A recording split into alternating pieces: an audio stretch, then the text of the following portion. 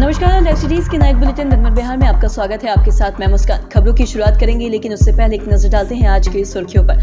बिहार में 75% आरक्षण का रास्ता साफ, राज्यपाल ने दी मंजूरी। एक्शन में सीएम नीतीश, नया आरक्षण फॉर्मूला लागू करने पर मंथन। 25 नवंबर को पटना आएंगे बीजेपी के राष्ट्रीय अध्यक्ष जेपी नड्डा, कैबिनेट को बर्खास्त करेंगे नीतीश। आरक्षण लागू होने के बाद मांझी का बड़ा बयान। नीतीश बाबू पैर पकड़ते ही गद्दी छोड़ दीजिए, सम्राट चौधरी का बड़ा हमला।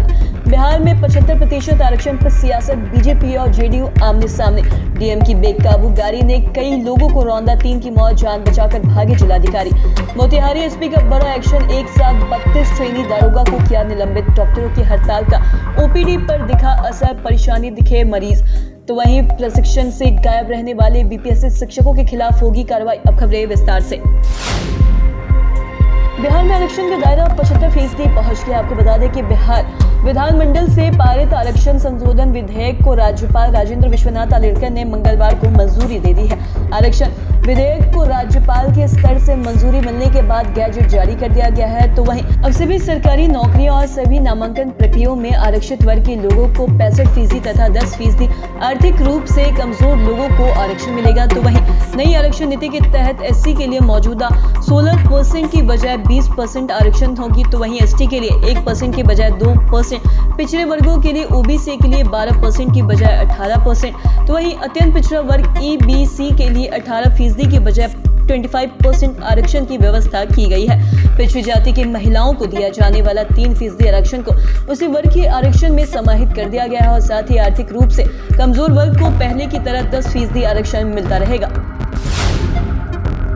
मुख्यमंत्री नीतीश कुमार ने मंगलवार को नया आरक्षण फॉर्मूला लागू करने के लिए उच्च स्तरीय समीक्षा बैठक की और साथ ही तमाम अधिकारियों को आवश्यक निर्देश दिया। बता दें कि बैठक में मुख्यमंत्री ने कहा कि बिहार में सभी दलों की सहमति से जाति आधारित गणना कराई गई। जाति आधारित गणना की रिपोर्ट आने के बाद बिहार विधानसभा और बिहार विधान परिषद में उस पर चर्चा की गई और इसके आधार पर सभी वर्गों की स्थिति को ध्यान में रखकर आरक्षण की सीमा को बढ़ाकर 75% तक कर दिया गया और दोनों सदनों से यह विधेयक सर्वसम्मति से पारित कराया गया और साथ ही इसका गजट प्रकाशित हो चुका है। सभी विभाग इसको ध्यान में रखते हुए आरक्षण अधिनियम के प्रावधानों को पूर्णतः लागू करें और ताकि लोगों को इसका तेजी से लाभ भी मिले।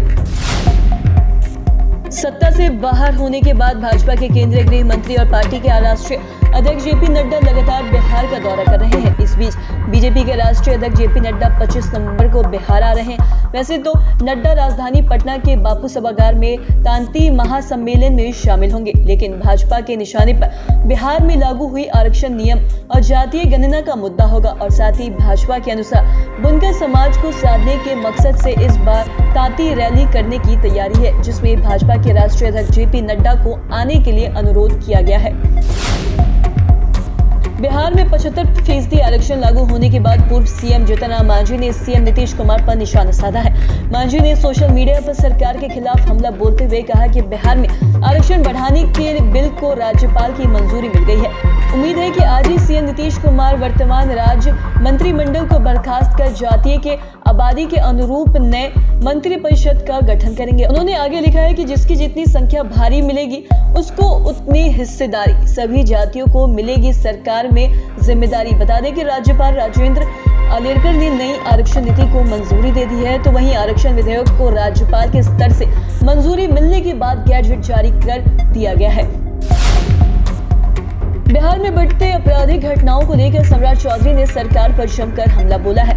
बिहार बीजेपी के प्रदेश अध्यक्ष ने कहा कि नीतीश बाबू, हम बार बार आपको कहते हैं कि हम आपको पैर पकड़ते हैं, अब आप बिहार को मुक्त कीजिए, अब आपसे बिहार संभल नहीं रहा। उन्होंने लखीसराय और गोपालगंज मामले को लेकर सरकार को आड़े हाथ लिया है। सम्राट चौधरी ने कहा कि बिहार में शराब माफिया, बालू माफिया और जमीन माफिया ही सरकार चला रहे हैं। तो वहीं शराबबंदी पर सवाल उठाते हुए सम्राट ने यह भी कहा कि सरकार भले कितनी भी शराबबंदी की बात कर ले, लेकिन इसके बावजूद आज शराबबंदी का क्या हाल है वो किसी से छुपा हुआ नहीं है। आरक्षण संशोधन बिल पर राज्यपाल की मंजूरी मिलते ही बिहार में 75% आरक्षण को लेकर घमासान शुरू हो गया है। बीजेपी ने कहा कि इसको कराने के पीछे हमारा भी समर्थन रहा है और साथ ही जबकि जेडीयू ने बीजेपी पर साजिश रचने का आरोप लगाया है और साथ ही भाजपा प्रवक्ता अरविंद सिंह का कहना है कि हम लोगों के समर्थन से ही बिहार में आरक्षण की सीमा 75% तक हुई है। तो वहीं आरक्षण को लेकर हम लोग शुरू से ही समर्थन करते रहे हैं। तो वहीं जेडीयू प्रवक्ता अभिषेक झा ने ये भी कहा कि लाख साजिशों के बाद जातीय गणना हुई और उसकी रिपोर्ट सार्वजनिक हुई। आरक्षण की सीमा बढ़ाने का बहुत ही ऐतिहासिक फैसला, हम अपने मुखिया नीतीश कुमार जी को इसके लिए बधाई और धन्यवाद दे रहे हैं। मधुबनी में बड़ा सड़क हादसा हुआ है और पटना से मधेपुरा जा रहे डीएम विजय प्रकाश मीना के तेज रफ्तार वाहन ने अनियंत्रित होकर कई लोगों को कुचल दिया।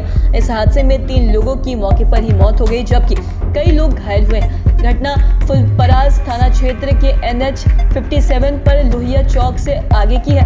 बताया जाता है कि मधेपुरा के डीएम विजय प्रकाश मीना पटना से मधेपुरा की ओर जा रहे थे। तेज रफ्तार से जा रही उनकी गाड़ी अनियंत्रित हो गई और कई लोगों को रौंद दिया। इसमें एक महिला समेत 3 लोगों की मौत हो गई और कई लोग घायल हुए हैं। घटना के बाद मधेपुरा डीएम और उनके सहयोगी गाड़ी छोड़कर फरार हो गए और आक्रोशित ग्रामीणों ने NH 57 को जाम कर दिया और सूचना पाकर मधुबनी के एसपी सुशील कुमार घटनास्थल पर पहुंचे और मामला को शांत कराया।